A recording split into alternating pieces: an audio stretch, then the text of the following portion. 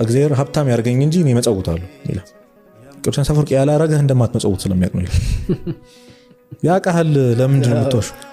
በጣም ብዙ ሀብታም ያልሆንከው ስለሚያውቅ፣ ገንዘብ ምን ያህል እንደሚያጠፋ ስለሚያውቅ እና ኢንቴንሽን ነው ማተር የሚያደርገው።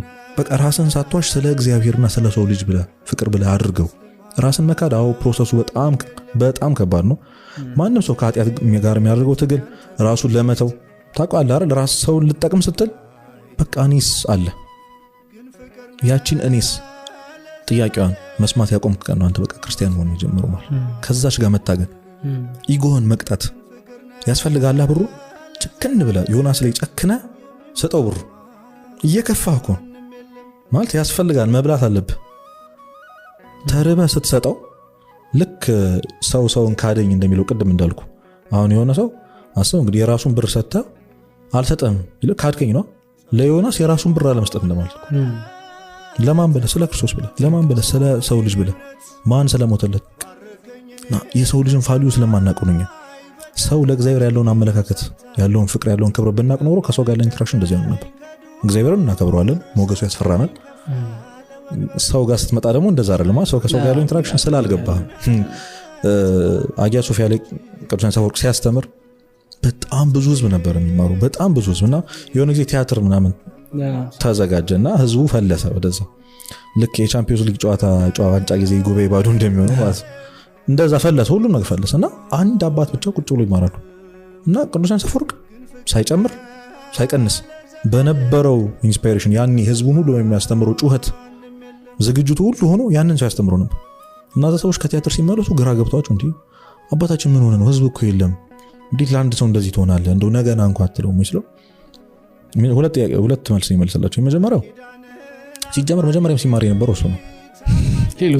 ሳስተምር የነበረው እሱ ነው። ሁለተኛው ለዚህም ሰው እኮ ክርስቶስ ሞቶለታል። አውግስቲን የተባለ ሊቅ ምድር ላይ ያለ ህዝብ ምንም ባይኖርና ኦንሊ የነበረው ዮናስ ቢሆን ክርስቶስ መቶ ይሰቀልለት ነበር። ሲንግል አንተን ራሱ በሞቱ ልክ ነው የሚወድ። ብዙ ስለሆነ አይደለም በነገራችን አንተንም በዛ ልክ ነው የሚወድ። የሰው ቫልዩ ደም ነው። የማን ደም? የአምላክ ደም። ስለዚህ ይሄ ለኔ ነው ክርስቶስ እንደዚህ ያደረገው የሚለው ፊሊንግ የሚመጣው እውነት ለኔ ነው። ይሄ ኮሌክቲቭሊ ብቻ ደግሞ ሳይሆን ለኔም አክቹሊ ላይክ እኔ ብቻ ቢሆን ለራሴ የሚፈጠር ነበር። ይሄ የግል አዳኝ ምናምን የሚለው ፕሮቴስታንቶች እንደሚሉት አይደለም። በዛ ልክ ይወድሃል ነው በቃ ፍቅሩ በዛ ልክ ነው ላንተ። ለአንድ ሰው ቫልዩ የሚሰጠው ቫልዩ ይሄ ሁሉ ጣጣ እኮ የመጣው አዳም ነው።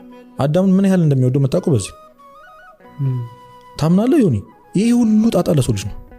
ሰማይ ምድር ፍጥረት ምናምን 5500 ዘመን የስቃይ ዘመን ከክርስቶስ መምጣት መወለድ መሰቃየት መሰቀል ይሄ ሁሉ ለኔ ነው ብለህ ታስብ የሰው ልጅ ምን ያህል ክቡር እንደሆነ መጣቁ በዛ እና ያንን ሰው ታከብረዋለህ። ለሰው ቫልዩ ይገባልና ማገልገል ነው፣ ራስን መካድ ነው ክርስትና። በዚህ ራስ መካድ ውስጥ ነው ስትሰራ ስለማን ብለህ ትሰራለህ። አንድ ጥሩ ኤግዛምፕል ሳላበዛው አንድ ኤግዛምፕል ሰጥቼ ልጨርስ።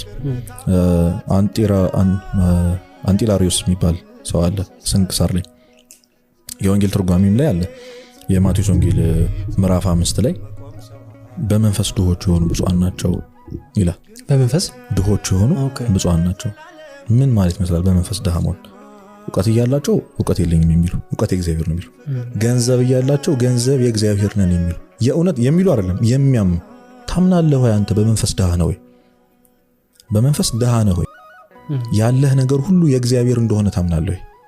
እየተራመድክ ያለው በእግዚአብሔር ቸርነት እንደሆነ፣ እየተነፈስክ ያለው በእግዚአብሔር ቸርነት እንደሆነ የእውነት ታምናለህ? አያስደነግጥም?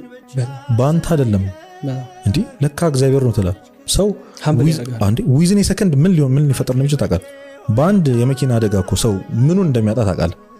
ዓለም ሁሉ ግልብጥጥ ነው የሚልበት እግዚአብሔር ካልጠበቀ እና በመንፈስ ድሃ ነው። እውቀትህ አንብበህ እንዳመጣው ነው የሚሰማህ። ለምን እንወሻሻለን? የእግዚአብሔር እጅ እንዳለበት አይሰማህም? ገንዘቡን ጥረህ እንዳመጣው ነው። ቤተሰቦቻችን ይገርመኛል አሁን ሳስበው አንተ ጣር እግዚአብሔር ይጨመርበታል ይሉን ነበር። እንዴት አይነት የተሳሳተ አስተሳሰብ እንደሆነ አሁን ሳስበው ይገርመኛል። እግዚአብሔር 25% ነው እኮ ነው የምትባለው፣ አንተ 75 ሆነ ማለት ነው።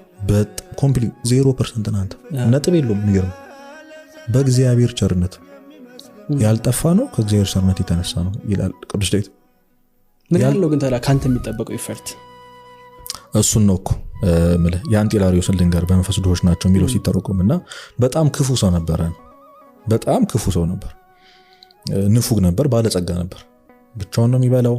ሰውን እዛ ዳር ላይ ቁጭ አድርጎ እሱ በጣም ብዙ አይነት ምግብ የሚመገብ ነበር እና ነዳያን ለማኞች ያስይዛሉ። አንደኛው ሄጄ አንጢላሪዮስ ለምኘው ከሰጠኝ ሊያሸንፋቸው አንዱ አይሰጥህም ተባብለው ቤት አድርገው ይሄዳል እና ሄዶ ሲጠይቀው ዳቦ ወረወረበት፣ ወርውሮ ፈነከተ እና እሱ ደሙን ጠራርጎ ዳቦዋን ይዞ ሄደና ሰጠኝ አላቸው። ቤቱን አሸነፈ። አንጢላሪዮስ የዛን ለሊት ተኝቶ ራእይ ያያል። ሞቶ መላእክትና የጽልመት መላእክት የጨለማ መላእክት የሚባሉት ርኩሳን መላእክት ነፍሱን ሲታገሉት ያያል እና እግዚአብሔር ፊት ያቀርቦታል። እነዛ ይፈልጉታል። ንፉግ ነበር፣ ሰጥቶ አያውቅም ይላሉ። መላእክቱ አንድ ነገር ነው የያዙት። የት የሰጠውን ሲሉ ያሳያቸዋል። የወረወረለት ዳቦ ማለት ነው። ኢንቴንሽኑ መስጠት አልነበረም።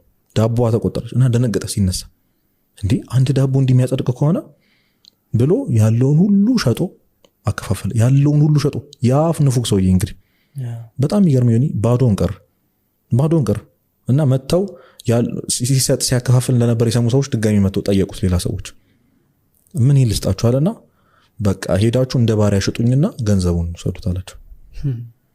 ተሸጠ። በዛ በባርነት ዘመን ሲኖር ገንዘቡን ክፍያውን ሲሰጥ ምን ሲል የንጉሱ ልጅ ትሞታለች። አንድ ቅዱስ አለ አንጢላሪዮስ የሚባል ብሎ ያመጡታል። እንግዲህ ያን ንፉግ ሰውዬ እንደዚህ ነው መተው ሲመጣ ከዛ ልጅን እባክህ አስነሳልኝ፣ የፈለከውን ሰጣለሁ፣ ምንም አትስጠኝ፣ ባሮቹን ሁሉ አስፈታቸው አለው። እሺ እለቅልሃለሁ አለው። እንደዚህ ራሱን ሲሸጥ ምን ሲል አሁን ይሄ እዚህ ኮሚኒቲ ላይ ቢሆን እንደሱ አይነት ጅል አለ እንደ አንጢላሪዮስ እንዴ አማሃል እንዴ? አረ እግዚአብሔርም እኮ እንደዚህ አይልም ነው የምትባሉ። በዚህ ሁሉ ራስ መካድ ውስጥ የምትወዳቸው የሚወዱ ሰዎች አሁን ሰው አንድ ሰው ሲወድ ልክ እንደራሱ ነው አይደል? እህት ስትወድ የሆነ ነገር ስታረግ አንተ የማይጠቅም ነገር አንተ ስታረግ እሷ ትከራከርልሃለች ካንተ ወገን ሆነ እና ቤተሰቦቻችን ምናምን የሚመነኩሱ መነኩሳትን እኮ ያልተቃወመ እንትን ይል ቅዱሳን ብታይ አሁን ሀብተ ማርያም አሁን ሲመንኑ ማን እግዚኦ ማርቶስ በሚል እንትን ነው የመነኑት። እናታቸው እግራቸው ስር ወድቃ ነው የነበሩ። ፍቅር ስላላቸው አይፈረድም እኮ። ግን አንተ ክርስትናን አክሰፕት የምታደርግበት መንገድ የሚወዱ ሰዎች አክሰፕት ሊያደርጉ አይችሉም። ሶ በጣም ተቃውሞ አለ። ለራስ አታስብም ወይ? እግዚአብሔርስ እንደዚህ ይልሃል ወይ? እንዴ ራስን ጎድተህ ስጥ ይላል እንዴ ይላል። አንተ በዛ መሀል ምን ታገኘውን በረከት ሰው አያይም። ሶ ቢዝነስህ ለሰው መሆን አይችልም ወይ? ሰርቭ ስለማድረግ ብቻ መሆን አይችልም ወይ? አትብላ አትጠጣ አይደለም። ብትበላ ብትጠጣ ለሰው ማድረግ አትችልም ወይ? ስለ እግዚአብሔር ብለህ ማድረግ አትችልም ወይ? አባቶቻችን ለቁመተ ስጋ ብለው ቅጠል የሚበሉት እኮ ቁመተ ስጋ ማለት ምንድነው? ስጋዬ እንዲቆም ከዛስ እንዳገለግል እንጂ ይል በልቶ እንዲጠግብ አይደለም። ከባድ ነው። አይኖ ይሄን ማሰብ ቢያንስ እንኳን ልክ እንዳሉን ማመን አያቅተንም ማለት ጉዳዩ ልክ ነው ብሎ ማመን አያቅተንም።